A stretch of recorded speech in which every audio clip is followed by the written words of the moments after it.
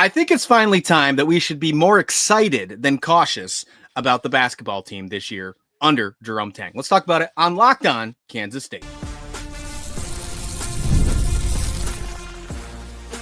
You are Locked On Kansas State, your daily podcast on the Kansas State Wildcats, part of the Locked On Podcast Network, your team every day. Yes, welcome on into Locked On Kansas State, your daily Kansas State Wildcats podcast.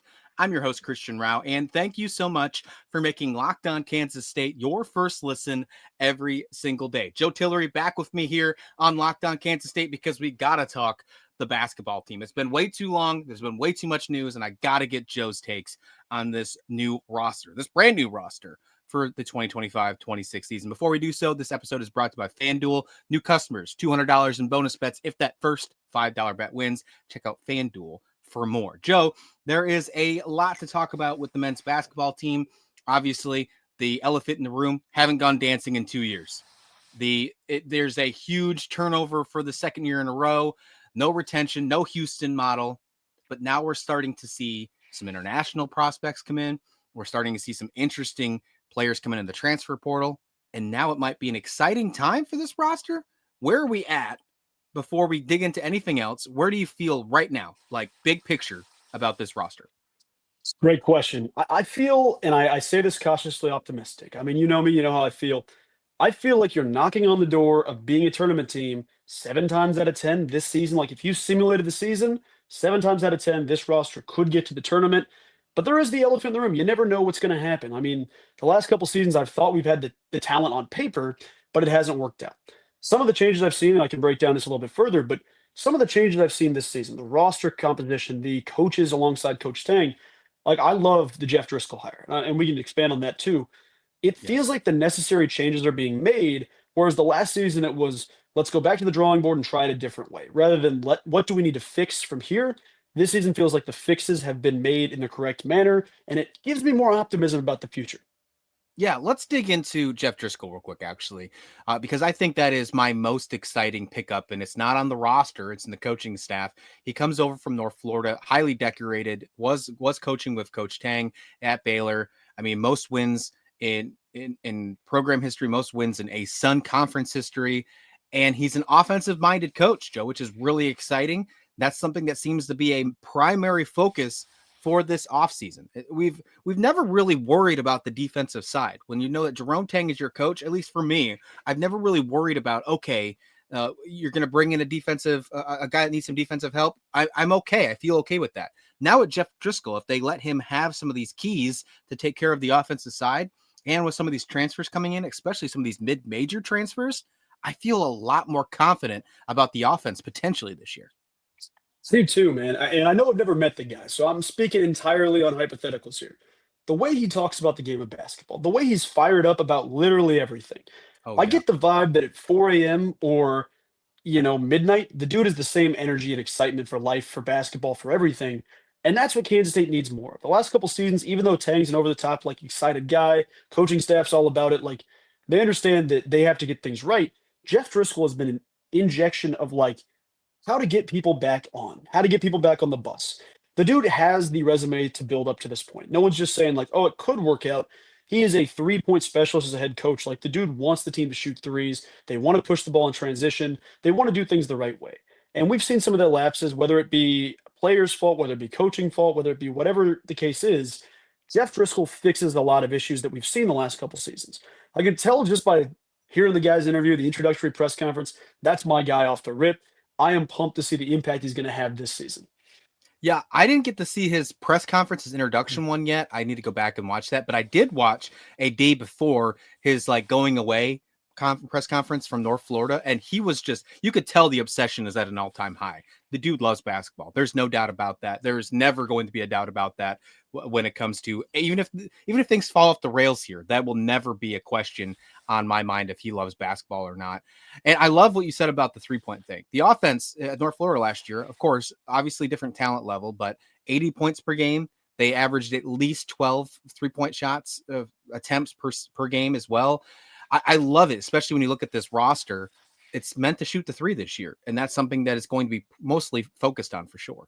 Yeah, absolutely. I mean, a guy like Abdi Bashir, if you're sitting there as a head coach or as a coach in Jeff Driscoll's situation, not as a head coach, excuse me, you're looking at a guy that you want to transfer to your team so you can coach. You're looking at Abdi Bashir. If you're Abdi Bashir and you want a coach that's going to kind of run the offense, you're looking at Jeff Driscoll. Those two are a match made in heaven because they're both basketball junkies. We talked to Abdi Bashir on the YouTube channel a couple weeks ago, and you got the sense the dude doesn't care about anything but winning, being a good student of the game, learning, taking the steps necessary to win basketball games. Whether that's coming off the bench, whether that's starting, whether that's launching 15 threes a game, whether it's taking two. The dude loves winning. I feel like this roster as a whole, whether it's the coaches, whether it's the players, everybody here is about winning. It's not about what can happen if this team gets with this team and this happens and this happens. Everybody is about winning, and that's the biggest change. But Jeff Driscoll, man, those teams in North Florida, it's a nightmare to be a coach at a lower level or a coach anywhere but power conference football, power conference basketball, baseball, softball, whatever the case is. People leave your program constantly. Jeff Driscoll has found a way to stay as excited and as fired up as he is about the game and teach dudes the right way. Like he had two of his best players transfer to Indiana this year in an industry where it's just a chalkboard every year. You're getting fresh things. It's wiping away last year. We're starting fresh, building an entire new roster. He's a guy that kept that passion and energy, and I feel like Kansas State is going to be a perfect match for Jeff Driscoll. Adding a 14-year head coach, I believe he was there for 14 years, adding him to the coaching staff, obviously the biggest issue last year, at least from what we can see from the outside looking in, was buy-in and was what happened earlier in the season. It was just they weren't ready. Adding a second head coach to that room, does that help that mix? Does that make that, in your opinion, does that make that easier to mesh and get that culture done right away? Yes and no, because there's been questions about the roster composition and makeup here and there. Having Jeff Driscoll on your staff fires everybody up. A former head coach, like you look at Coach Tang, and we sometimes forget it's only his fourth year as a head coach, and that's not to take a shot at him, but you spend your time as an assistant for 20 years, you're still learning some stuff. And I feel like even if you've been a head coach like Scott Drew, where you've been there forever, you're still learning stuff every single season. Having more dudes with more experience in any walk of life is always going to be a good thing. You always want mentors, you always want leaders. But it feels like the way the staff went about this, and this is even before Jeff Driscoll, they brought in dudes who are not buy-in question marks. There's not situations where it's, okay, there's this red flag here. How do we, could it work out in this situation? The dudes they got care about basketball when they care about breathing. Like Nate Johnson is the perfect example of a guy that is toughness all out all the time. There's no BS in the guy's game. He's showing up to work, and he's going to lock you down. He's going to push the pace and transition. He's going to do things the right way. It feels like the staff as a whole made that executive decision to say, okay, the dudes we want have to fit this bill, and everybody they did. There's not an exception. Everybody fits this description, and I feel like that buy-in is already going to be so much better from the rip rather than having to convince guys of what to do, what's the expectation. You know the expectation. That's why we recruited you. That's why you're here. Good, because we cannot afford to start that non-conference play like we did last year. It basically ended the season before we even got to Big 12 play this last year. It didn't matter if you beat Iowa State and Ames last year because of the things that happened that early. Kansas State football isn't the only one that going across the pond. Jerome Tang and his recruiting staff were very busy internationally, and it seems like it paid off. I want to talk about that next right here on Locked On Kansas State. The NBA playoffs are in full swing, and every night delivers highlight-worthy performances, major momentum shifts, and can't-miss moments, whether it's game-winning shots or a breakout player like Halliburton or SGA in these finals. There's never been a better time to get in on the action. FanDuel makes it easy to stay in the game. Before tip-off, live, you name it, with player props, performance trends, and my personal favorite, those same-game parlays.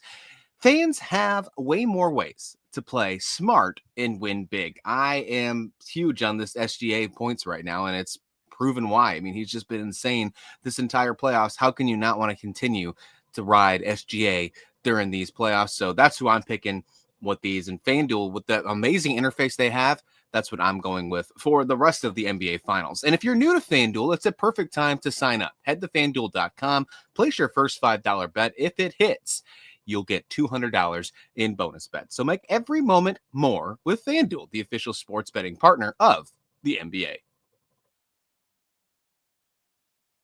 Welcome back to the show, Locked On Kansas State, your daily Kansas State Wildcats podcast. Do me a favor, if you haven't already, click that subscribe button. We are trying to get to 1,000 subscribers by July 4th. So help us out, hit that button. Thank you so much for for being an everydayer. Joining with me today, Joe Tillery. You can find him on YouTube. Just search Joe Tillery or check it out in the episode description link below. Always talking about the Cats, and that's exactly what we're doing today, talking about the Cats basketball. Went a little off script here, I guess, if you're looking at today's show, talking about Jeff Driscoll, but it was much needed because it definitely was a highlight of this offseason.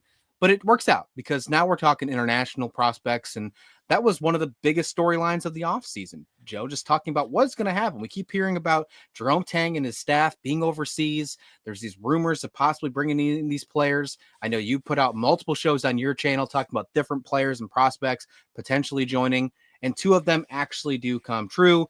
You get Andrej Kostic and you get Elias Rapique. Rapique finally commits, or maybe he has been for just quite some time, but we finally have heard the news that it's happening. What's your take over Rapique? Because he seems like a super excited player, a super interesting player, and one that can make an immediate impact to this roster from the go. There's a lot of different ways you can look at it. As a player, I'll talk about that, and as a person. As a person first, he is the ultimate team guy. He doesn't care if he's playing 1 minute or 40 minutes. Whatever you need this kid to do, he's going to do it, and he's going to do it at a high level and give you 100% effort.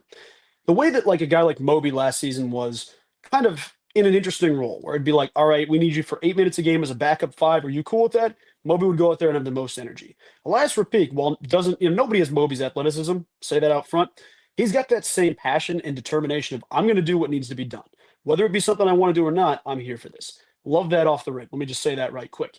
As a player, it's funny, the last couple of weeks, since the news broke about, like, not the initial news of him committing, but since the initial news of the smoke that was there, it feels like for the last month and a half, we've known that he's a guy that could be in the fold, that is in the fold, that is this, that is that. It feels like the public perception of him has gone higher and higher in terms of his fans on social media. Now, I was in from the rip because you see the upside. The kid's playing with guys that spent 8 years in college basketball before going pro, and he's doing this at 20, 21 years old. Like, that's not to be, moved away from. That's a big thing. When you're defending guys like, or playing with guys like David McCormick that used to play at Kansas, like, you understand you're playing against grown men at an early age often, and he's doing it well. I know there's the stats sometimes turn people off saying, okay, well, he's only averaging, 5, 3, and 1, or whatever the case is. When you look at some of the numbers at lower levels where that's more akin to college basketball in the Big 12 than a professional league in Germany or in Europe will be, you understand the upside of this kid. Like, he is a true 3-level player. The guy can rebound, he can defend, he can shoot, he can facilitate, pass. He does a little bit of everything that really makes me excited. And when I see immediate starting 4. If he, gets out there for Jerome Tang and plays 30 minutes a game, he might not be a guy that's going to average 16 points per game, a Keontae Johnson type scorer, but he's a guy that can be kind of a Draymond Green in college where it's, okay, I can get out there and I can get you 12, 6, and 4, whatever the case is. I can do a little bit of everything. And Kansas State needs some of those guys with defensive versatility that can switch 1 through 5, do what he can do. And he was a lone bright spot on a pretty brutal team at Alba Berlin. And I feel like his energy at Kansas State is going to be one that the fans really, really pick up on early. I love that. Yeah, I love hearing that, being a versatile player. I mean, you need that. You absolutely need that, especially the way that they're trying to build this roster that seems more offensive heavy. Even though I personally think that Jerome Tang has the defense taken care of, you still got to find a way to take care of the defense on the roster so he can coach it the right way. So I do love that. Andrej Kostic, also the other international prospect coming over. And the more and more I watch him, there has been some things that have popped up as of late on social media about him, I believe, like getting added to like an all tournament team. I think it was, you correct me if I'm wrong, but there was a lot of interesting things from Kostic coming in. And I don't know if there's a true point guard on this roster. I don't know if we're in that spot, but it seems like if anybody can do it from what I'm seeing, it sounds like Kostic might be the guy. He could be. I think the way they're leaning towards it is going to have PJ Haggerty having the keys most time, but don't hate I just that see either. Kostic. No. I see Kostic as a true elite scorer in college basketball. He can be 1 through 3. I know that his assist numbers may not reflect that of a college basketball player as of right now in terms of facilitating from the point guard position, but as a 2, as a 3, as a wing, whatever you want, his size, ability, and upside are all there. Like recently, you were saying about it, the 2025 Adidas Euro Camp. He was all tournament team. He was really, really good. And watching the kid play, there's a thing that I always come back to with EuroLeague players and international players. I know he played in Serbia. You look at guys like Luka Doncic, and I'm not trying to say this off the rip to say he's Luka Doncic. It's not what I'm saying. There's a I speed. heard it. No, I heard that you said it. We're gonna make sure we snip that one. Luka Yeah. Doncic, Andrej Kostic. Got it. All right, continue. My bad if I cut out there for a little bit. But with Luka Doncic, there's a speed at which EuroLeague players or players that have played overseas play at. It's not the same pace per se, where it's all out, gung ho, guns ablazing, constantly speed. They play under control and nobody speeds their game up. He has that the way Luka does, where it's like, I'm going to play at my pace, how I want to play. You can try to defend me. That is something you see on film. You also see the shooting ability, you see the size, you see the pace and transition, excuse me. He's got a little bit of everything. There's a reason he's out there on NBA draft mock boards already. There's a reason he was recently ranked top 10 international college basketball prospects this season for 24/7 Sports. There's a reason to justify why he's as good as he is, but I almost still feel like we're undervaluing him as a player. I think Kansas State fans are going to fall in love with this kid immediately. Gotta love that. You gotta love knowing that you're bringing in this type of international talent, bring him into Manhattan, and trying to change the game. The transfer portal didn't work last year, at least in the eyes of getting the talent to where the level it needed to be. I think the talent was there. They just were completely they're underwhelmed. And that was unfortunate. How do we make sure that doesn't happen again? That's a big question. But maybe this international route that they're taking to bring in some of these key players will absolutely help that as well. Obviously, PJ Haggerty, talk about Nate Johnson as well. There's some big time scorers coming in to the mix in the transfer portal. And as you mentioned, I'm not sure if there's a true point guard on this roster. What do you think about having all these combo guards? Do you think that's a good idea for this new offensive style that Jerome Tang's building together? I do. I know that people look at this and say, well, you don't have a guy that truly has been point guard, point guard. That's what PJ Haggerty wants to do. I'm cool with giving him the keys because he's PJ Haggerty. I think everybody's cool with giving him the keys. When you see this many guys that, are technically combo guards first, there's always room for a little bit of concern. And I don't think anyone's wrong for thinking that. But the way this roster feels like on paper, there's so many guys that are capable of that spot that you could have them go to this spot for a little bit. You don't need them to all be true point guards, but when you look at the talent level of the guys 1 through 3, whether you want to toss Abdi Bashir out there at a 3, whether you're talking Kostic, whether you're talking Nate Johnson, PJ Haggerty, the backcourt, I mean, there's a ton of guys at that spot. The talent and drive is already so much higher than what you've had as these true point guards the last couple seasons. Now, that's not a shot at Tyler Perry, wasn't a true point guard. Doug McDaniel was a true point guard, didn't help, didn't work out. Like, there were flashes, but consistency wasn't there. The way that they've built this roster feels like the way that Baylor used to win national championships, or do win national championships, excuse me. It's talent, it's size, it's grit, it's toughness. It's a little bit of everything you need in that backcourt that I don't feel like we've had the last couple seasons. Like, you haven't had this much grit, intensity, determination, and I really do feel like it's going to work out. I love it. Yeah, absolutely. Let's keep talking about this conversation. And what's missing? Is there still a missing piece for this roster to make sure they can get back to the dance? We'll finish that up right here on Locked On Kansas State.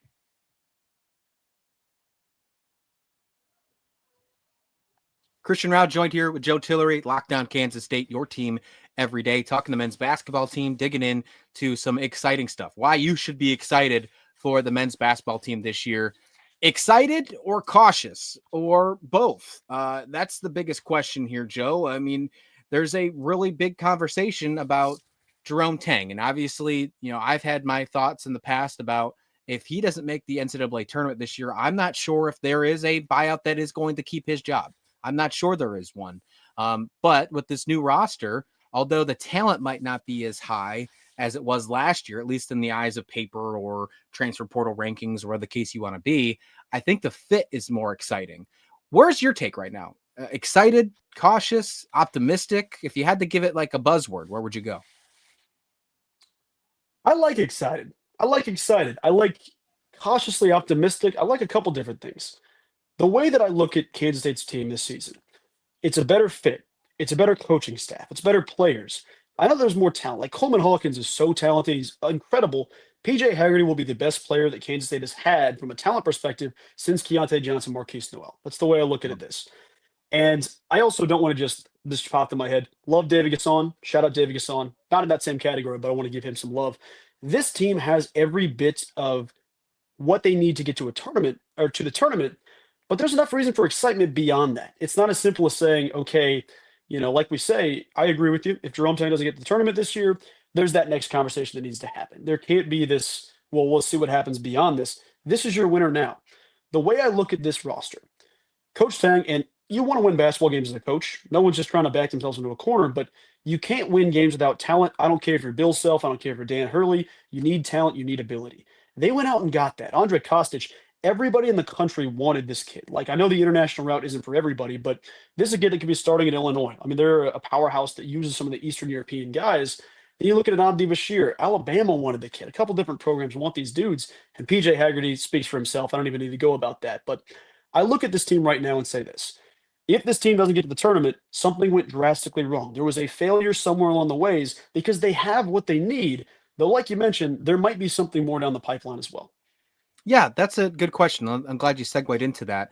Looking at the future, let's go immediate future, 2025 season here.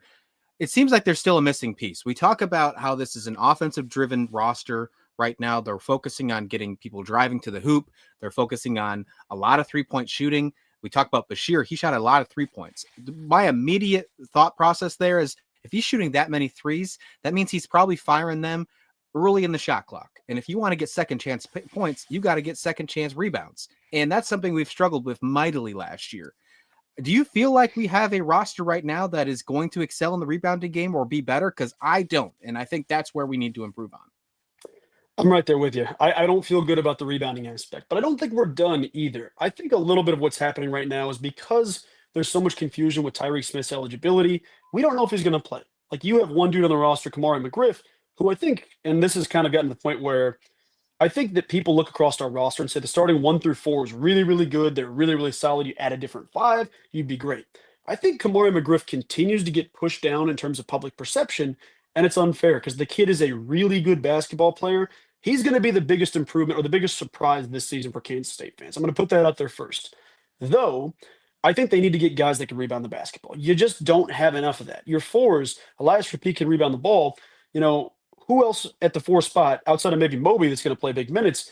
You're struggling if you don't get Tyreke Smith's eligibility. But even with those 2 on the court, you need another guy. You need some more dudes that are going to grab rebounds because unless this team's going to shoot 70% from the field the first try, you're going to need some second chance points, and this roster right now is not ready for that.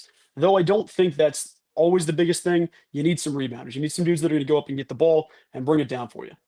Yeah, I'm with you. And last question here before we head out for the day. Talking about the future of this roster, not just 2025, but beyond here.